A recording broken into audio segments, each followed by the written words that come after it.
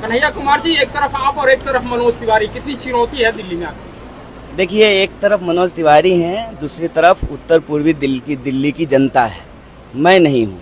मैं यह बात इसलिए कह रहा हूँ कि आप वहाँ के लोगों से जब बात करेंगे तो वो सांसद महोदय के काम से बेहद नाराज हैं।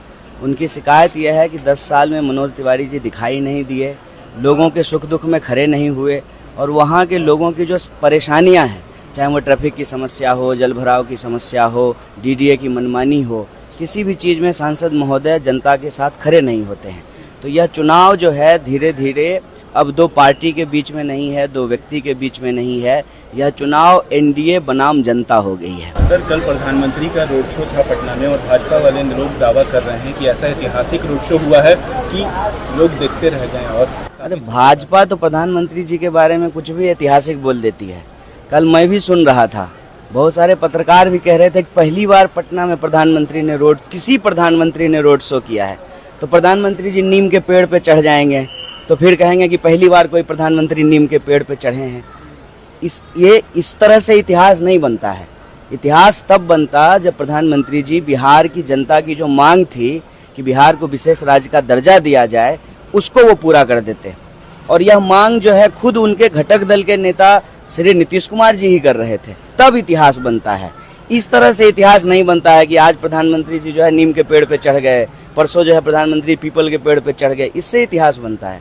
इतिहास तब बनता है जब कोई आप ऐतिहासिक फैसला लेते हैं, जब कोई आप ऐतिहासिक निर्णय लेते हैं। और जिसको वो ऐतिहासिक बता रहे थे, खुद उसके बारे में बोलना बंद कर दिए हैं। नोटबंदी को भी ऐतिहासिक बता रहे थे ना, तो जब नोटबंदी हुआ तो क्या कहा गया, काला धन समाप्त हो जाएगा। और इस बार के चुनाव में प्रधानमंत्री जी मंच से कह रहे हैं कि अंबानी जी और अदानी जी के पास काला धन है। इसका मतलब नोटबंदी ऐतिहासिक फैसला नहीं था। इस तरह से इतिहास नहीं बनता है। एक दावा और किया है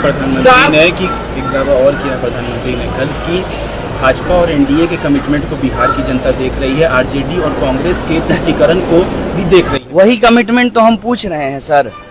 कमिटमेंट था ना बिहार को विशेष राज्य का दर्जा देने का, क्या हुआ उस कमिटमेंट का? स्मार्ट सिटीज का क्या हुआ?